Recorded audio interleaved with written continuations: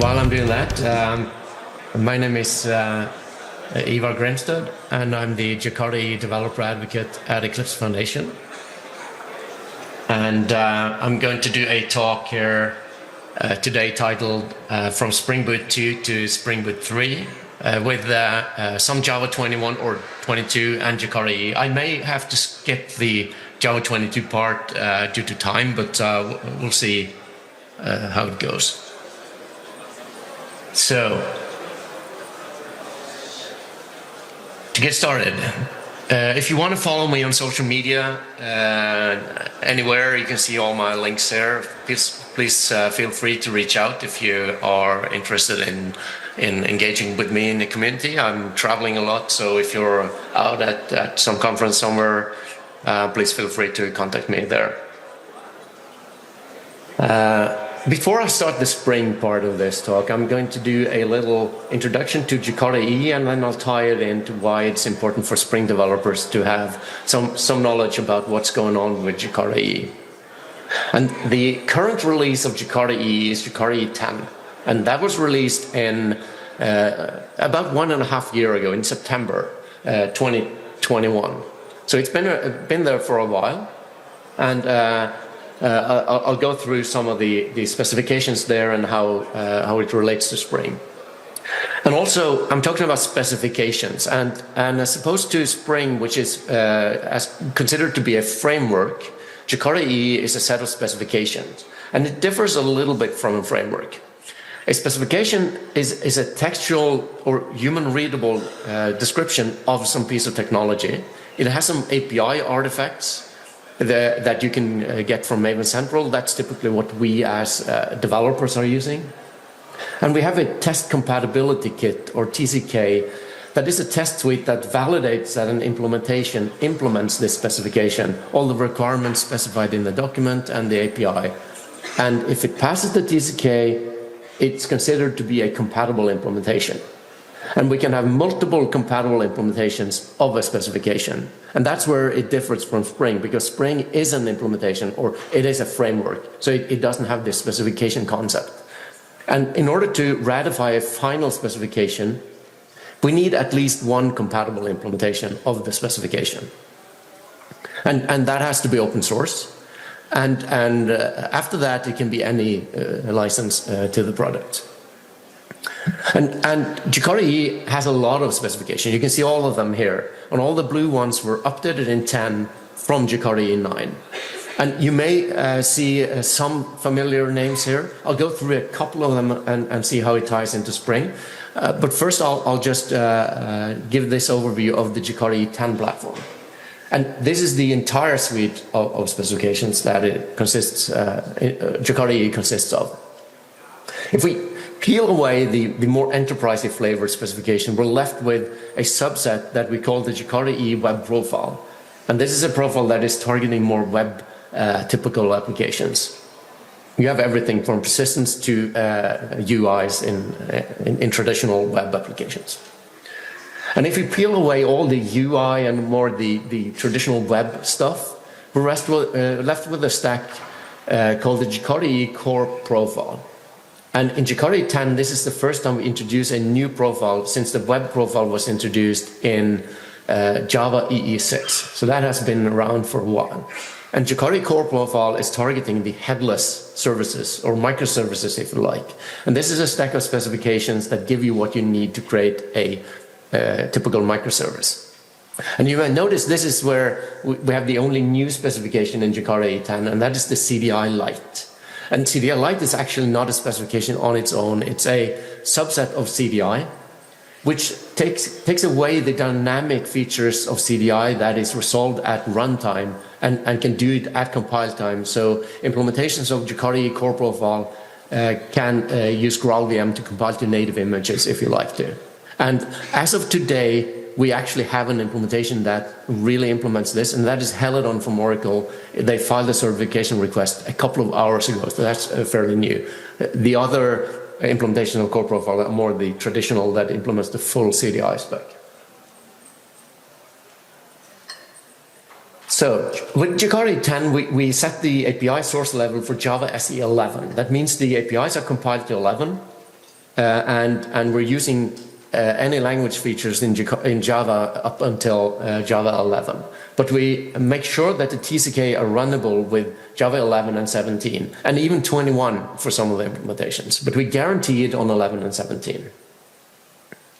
And that means that you as app developers, you can use Java 17 features or 21 features if you want to when you run your Jakarta EE 10 applications. So let's get to the point of this talk. So how is this relevant to Spring? Well, it turns out that to answer that, we have to back to the previous version of Jakarta EE, which was Jakarta EE 9. And in Jakarta EE 9, we changed the namespace. We did this switch from javax to Jakarta. And that was the only thing we did in the release. And the purpose of only doing this is to make the migration as easy as possible. So we didn't add anything or change anything in the APIs itself. We just did the package name. And that was to make this migration as easy as possible. And it turns out that Spring builds a lot of Jakarta EE. And this, I mean, most of us have probably, that has been in the industry for a while, we kind of have this knowledge and know about it, but a lot of newer Spring developers were kind of surprised that when they did this upgrade that they see all these namespaces from Jakarta in their applications, and you kind of ignored them before.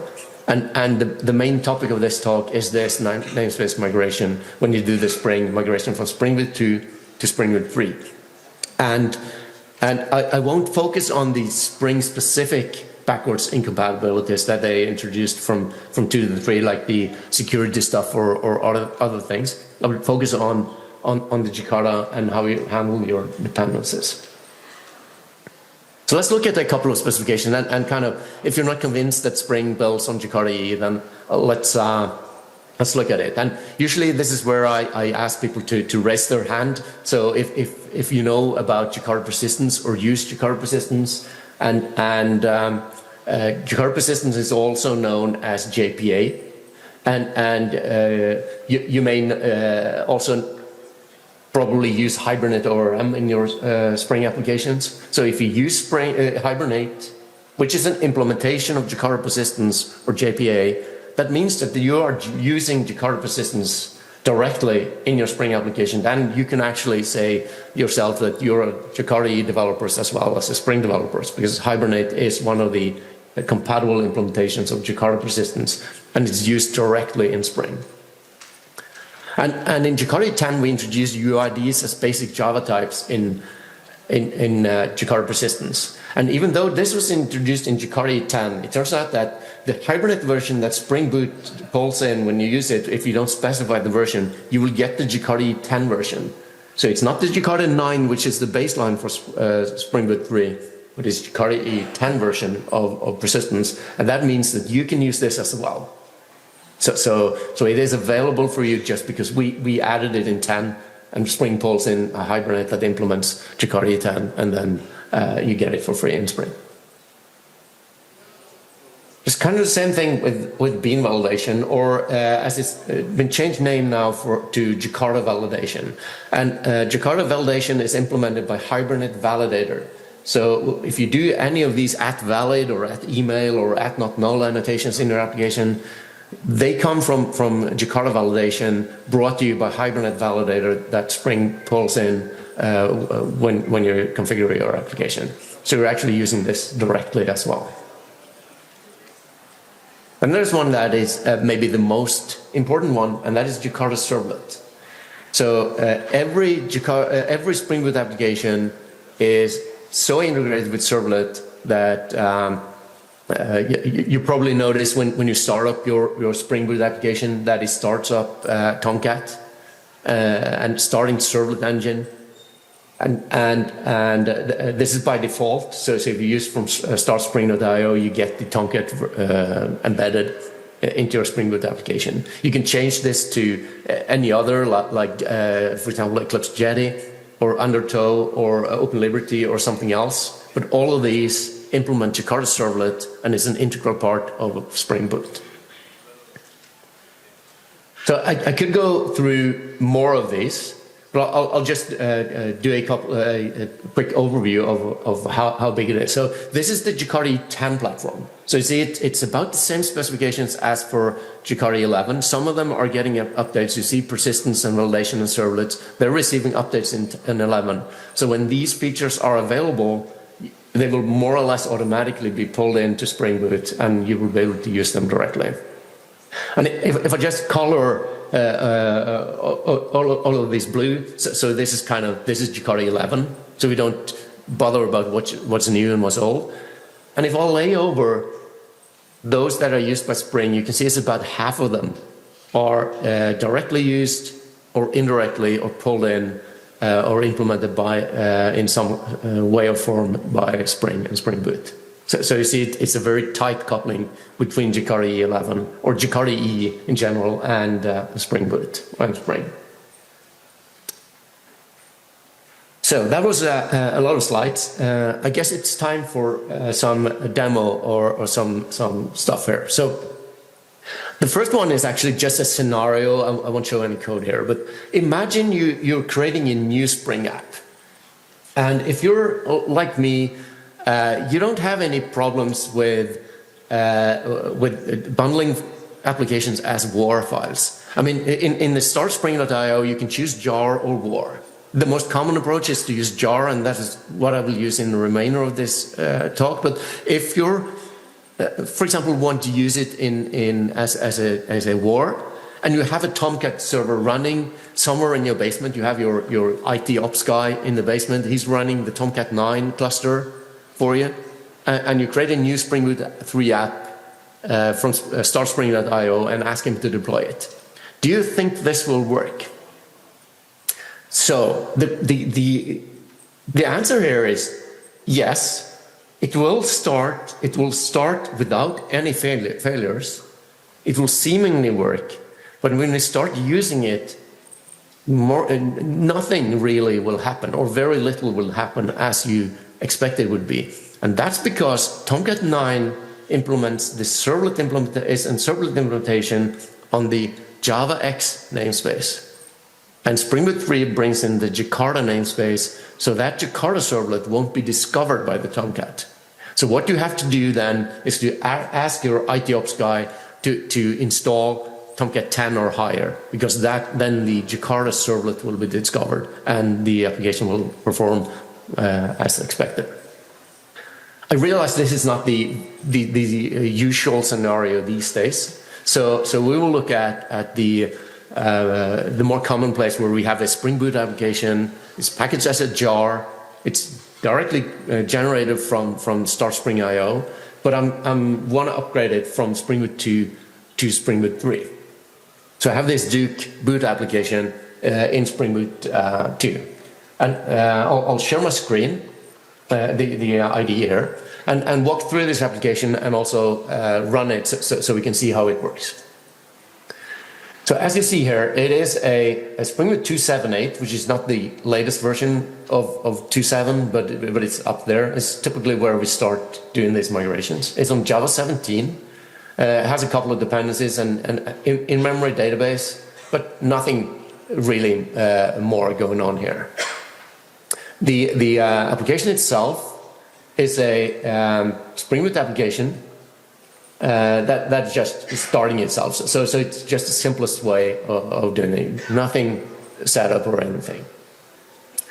And it has a REST controller that is injecting a account repository, and it has a post endpoint that takes in a user in the request, and from that user it creates an account and saves it in the account data store, and just prints the ID it's been created with.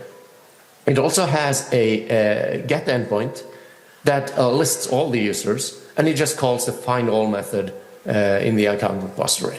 So it's a very simple application that you can add a user and you can list the users. So if I go and open the console here and just run it, target the boot jar. So I'll start it up, So it's running, and then I'll just exercise the endpoints. So the first thing I'm going to do is I'm going to just list to see that there are no users in the database.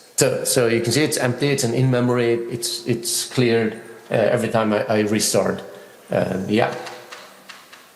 So if I do a post, I'll just do the cheating here. So in post, so I'll add a user with the email duke@dukes.com. So you can see here, I forgot to say I'm a backend developer, and backend developers, when we log things, we do it in red so we can read it. So red is good in this context. So you can see it's an HP 200. It looks good. It has user is valid in red. That's the font we can read. So if I look now, you can see I have a user in the database. So far, so good. What if I send in a user that doesn't have a valid email address? Because if you can remember from this one, I have this app valid, so I'm validating something. So I'll just send in Duke here, and you can see now I get a bad request. And nothing is added to the database. So that's the business logic of this, that it has to be a valid email when I add it. So if I want to, so now this is the business logic of the application. So if I want to upgrade this one to Spring Boot 3, that should be easy, right? So let's get going with that. And that should be so easy to just update this one to the latest version. And I can't remember, is it 2.4 or 3, something around there. It's the latest version of Spring, isn't it? Or is it 2.1? Sorry. I'll just... Oh, crap. So I thought this was... Or is it 2.3? Anybody remember the latest version of Spring? I thought it was... Let's just see if it builds.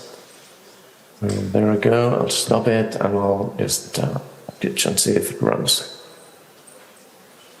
So it doesn't build. I'm not sure what is going on here, so I'm just cheating a little. Oh, stupid me. I'm to 3.4. That's the latest version. So there it works. Sorry about that. You can see now that I'm getting compilation errors. And that is expected because this at valid annotation, that comes from the javax package. So this is a Jakarta EE 9 version of Jakarta validation. So you do just an upgrade from 2 to 3 and you get the compilation errors. And that is all about the namespace. So this is something you will see all across the application. I just had one here and I'll show how to fix it afterwards. So there are multiple ways I can do this. I can use the IDE. The IntelliJ has this Java.IL to Jakarta EE migration refactoring thing you can do. And it will omit those that aren't affected, because if you do search and replace everywhere in your code base, you will change too much. So it's only the javax namespaces that are actually affected by this that you have to do. So you can use the IDE, and I'll show that later. You can also use a tool called OpenRewrite. And OpenRewrite has recipes for Jakarta EE. It has recipes for Spring. You can create your own recipes for your company that does everything for you. It can do more than the javax to Jakarta namespace thing, or it can do only that. It's up to you to choose which recipes you want to use. If it's a simple migration, you can probably use some of the Jakarta recipes and just do the namespace migration there for you. Or you can do it manually. Update the Spring version and then Palm up the Jakarta version and then fix the imports. And that's what I'll do with this one. So since this one is only one, the only thing I have to do is to change Jakarta from javax to Jakarta, and then I can build it again, and it builds fairly good. But it has some test failures. So anybody writing tests? So I usually don't, but it turns out that the Spring folks, they provide this test for me when I just use the start spring.io, and it has this context load. And the easiest way of fixing this test is just to uncomment it. But let's not do that now, and let's rather look at why it doesn't work. So it turns out that I actually have some dependencies in my application. So anybody have dependencies in your applications? Yeah. So I have this dependency called the Duke depth. And what I have to do is to get the Duke depth over to Spring Boot 3 as well. And let's look at this Duke depth. So if you remember from the POM file, I have this Duke depth. And if I look in the code, you can see there's this account. The account class comes from Duke depth. And luckily, I have this Duke depth code here. So I can look at, here's the account class and the account repository. And if I look in the POM here, you see that this one has the version 2 of Spring Boot as well. It also has some Jakarta dependencies. So it's both doing the Spring Data repository, but it also has this Jakarta persistent stuff. So I would have to fix this dependency as well. So I'll upgrade this one to 3.4 as I did with the others. And in this case, since I'm dragging in the Jakarta 8 versions of Jakarta persistence, I should use the Jakarta 9 or even Jakarta 10 versions. So in this case, I'll use 3.1 of Jakarta persistence, which is from Jakarta 10. And the way you can figure this out, of course, the Spring parent BOM will probably fix this if you just remove the version number, but sometimes you want to control which versions you have. We do all kinds of weird things in our application. So if you have the dependencies there in the library, there's probably some reason why it's there. So I'll just update to the latest version of these two, which I can find on the Jakarta.ee webpage. So if you wonder about which version is to which version of Jakarta EE, you can always go to Jakarta.ee and figure it out. Another thing I have to do is I want to, in order to, for me to, first I've changed these dependencies, and then you'll see I'll start getting compilation errors here. And these are way too many for me to fix manually. So here I'll use this refactoring in IntelliJ, and this is where I know this can be hard for a Spring developer to use a Java EE or Jakarta EE kind of refactoring thing. But this is where you just have to see that, yes, I'm a proud Spring developer, but I recognize that Jakarta EE is important here, so I will use this menu item. And this one, as I said, you can choose which project you would do it for. You can do it for every code bus, and it won't affect those that aren't affected by the Jakarta thing that is still in the JDK, like SQL, Swing, XML. Anybody using Swing in their Spring applications? Oh, yeah. If you do, it will omit it here as well. So if I run this refactoring and do the refactor, it changes the namespace automatically for me. The next thing I have to do is to make sure that I can use this dependency in my application. And if I have other applications that are using the same dependency, I kind of don't want to redeploy it in my Maven repository with the same version. So in my Maven repository, I have the Duke 1.0. So if I want to release this as a 0.0, I can also use a classifier and use the same version number, but that's kind of up to you how your company does things. Here I'll just use version 0.0, and I'll do a Maven clean install on this one. And when it's installed, I will now have a 2.0 in my Maven repository. And when I have the 2.0, I can use this from my application. So I'll drag in 2.0 rather than the 1.0. And then I'll just have to recompile my application.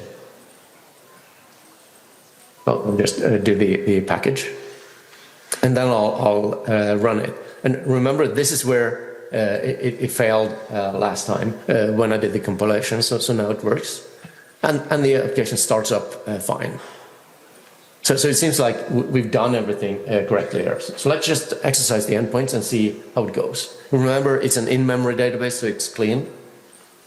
So if I add a Duke@duke.com user, you can see red, good, it's added. And if I look, we have it in the database. What if I do now the faulty Duke or the invalid email? You see, oh, it's valid, red. But that's not good necessarily, is it? Because now I have crap in my database. And how did that happen? The test passed. Well, let's recap what we did.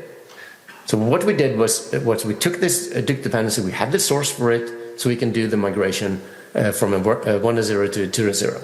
That was easy. And it compiles, and usually when it compiles, it's good. But we even had tests that fixed it, but it still didn't work. So what we did was we fixed the Spring version, we fixed the Jakarta EE versions, we fixed the imports, and we repeated for the dependency. But it turns out that we have something called transitive dependencies in our application. Anybody having transitive dependencies in their app? Yeah. So most people do. And in this case, it's the Duke app that has a dependency on a library called dukelib. And we can see that in our Duke app POM, that we actually have this dukelib dependency. And if we check in our application, you can see that this user comes from dukelib. But the problem is we don't have any dukelib source. So how should we handle that? We want to migrate the dukelib over as well, because what we suspect is that the dukelib also has some Jakarta stuff. If we look at this class, you can see it has this add email that comes from javax validation, but we don't have the source code for this one. So that's our problem. And yeah, so we have the source code for Duke dependency, but we don't have the source code for dukelib. And this is a fairly usual scenario. You may have bought this library and the company has gotten bankrupt or out of business. Or you may have gotten this library from somewhere else or built it yourself and forgotten about it. So what we can do there is something called transformation. So we can use a couple of tools called the Eclipse Transformer or the Apache Tomcat migration tool that will do this migration of the bytecode for us with a namespace change. You can do any namespace change, but by default it does the javax to Jakarta namespace. So you can get the transformer from the Eclipse Transformer GitHub repository, and it will do the transformation for you. And I'll do that very quickly here. So the first thing I'm going to do is I'm going to copy the Duke app from my Maven repository. So let's do that. Copy the dukelib jar from this one. And then I'm going to run the Eclipse Transformer, which I've downloaded to my tools directory. And it's a Java jar. So I'm running it as java-jar with the Eclipse Transformer. It's version 050 is the latest one. And the input here is the dukelib 1.0 jar. So no other parameters. You can configure it in any way you want, but this is all that is needed.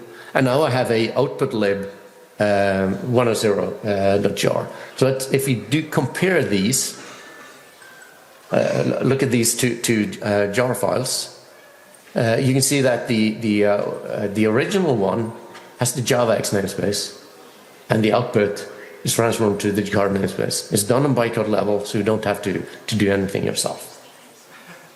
So if I want to use this one, I will see there.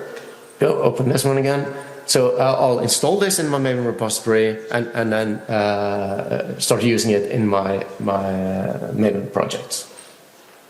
So I can use the Maven install file, I mean, if you have a company Nexus, you can just install it there in the Nexus, but I'll do it locally in my M2 directory. So I'm using the same group ID, same artifact ID, but you see I'm using the output Duke file here.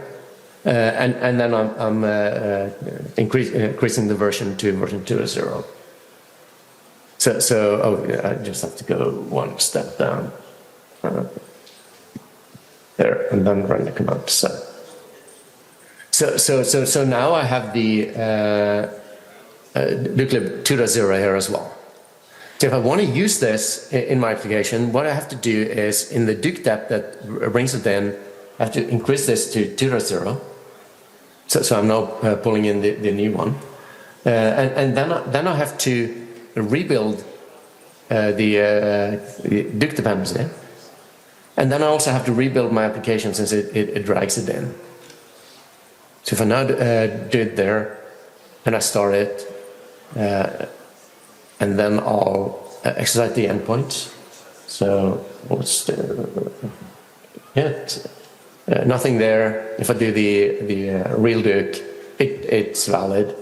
And if I do the faulty Duke, it's now a bad request, and I only have the users I should have in the database. So I've fixed my application. So we're getting a little tight on time, so I'll speed up a couple of slides, and then we have some room for questions at the end. So what you do is update the Spring version, Jakarta version, fix the imports, repeat for dependency, and then transform if necessary. If you have the source, don't transform. If you don't have the source, do the transformation. It can help you a long way. You can also do a batch version of this transformation and do it in a CI system. You can also, it's a Maven plugin, Gradle plugin, or you can just command line as I did here. There may be some additional migration steps if you have some javax properties in your application, like javax caching strategy for Hibernate or something like that. They also may have to be renamed to Jakarta.caching strategy. And also, if you build these properties dynamically or do all kinds of crazy stuff that we usually do in your applications, then there may be some dynamic reflection stuff that looks at some of the Jakarta namespace things that you may need to change as well.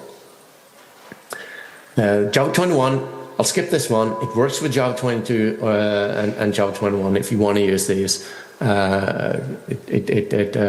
Everything I've done so far has been on Java 22. So beyond Jakarta 10, so after 10 is 11 and it's coming in July. And the most likely scenario is that some of these specifications are going to kind of ripple into Spring ecosystem more or less without you knowing it. So when you upgrade your Spring Boot application from 3.2 to 3.4 or something like that, you will get the Jakarta 11 versions of it. It may be that they do a major update to Spring Boot 4, but I don't think so. So you may get them kind of without knowing it, or you may get it on purpose. It depends on how they do that migration. We're not going to do any namespace things, so it will just be the updated APIs and new functionality in their stuff. But since you see that you can actually use the Jakarta EE stuff directly in your Spring application, it's good to know what's common in Jakarta EE, because you will get it in Spring Boot sooner or later, maybe just right after summer.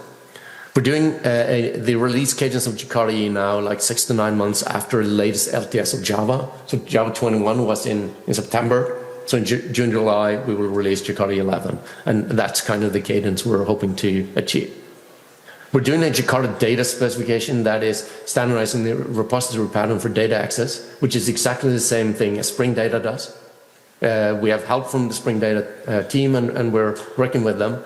We're also adding some stuff that Spring Data doesn't have that may be interesting. And if you're, since Jakarta Data will be implemented or already is implemented by Hibernate ORM, you will be able to use Jakarta Data in parallel with Spring Data in your Spring applications as well. We have Jakarta NoSQL, which also implements Jakarta Data, or the implementation of Jakarta NoSQL implements Jakarta Data, which is standardized integration with NoSQL the same way as Jakarta Persistence standardizes integration with SQL databases. We're doing an effort around Jakarta RPC, which will standardize gRPC within Jakarta EE. It hasn't gone very far yet, so it won't. So it is still a standalone specification. And if there are anybody interested in helping out with gRPC or knows about gRPC, this is a very good specification to start your open source career and create your name for yourself in the industry, because this is probably something that will be used a lot when it's ready. Jakarta 11 will be based on Java 17, so the APIs will use any Java 17 library features. We will be able to run on 17 and 21. We will be able to use Java 21 features such as virtual threads by having runtime aware implementations. So you can use 21 features if you want. So I'll sum up very quickly, and then hopefully we can manage to get some questions. Otherwise, you can reach out to me on any social media. So this is Jakarta 10. This is Jakarta 11, coming in July. I hope this has shown that Jakarta EE is relevant to Spring, and that you know that Spring builds on Jakarta EE. And if nothing else convinced you, then look at this picture and see how overlapping these technologies are. And if nothing else convinced you, then the javax to Jakarta namespace transition that you've probably been through with migrating from 2 to 3 is an awakening. These are the steps you have to do to do the migration. And these are some URLs you can find information about this talk and everything about Jakarta EE. If you just want to have one point, take a look at my weekly hashtag Jakarta EE. I have a course on LinkedIn. You can ping me there, and I'll see if I can give you a free link to it. And we also do have a Jakarta EE developer survey out there now that you can. We appreciate input from Spring developers as well, since it's kind of a more enterprise Java ecosystem survey. So that was what I had. So I'll stop sharing here, and I don't know if there are any way of relaying questions or anything.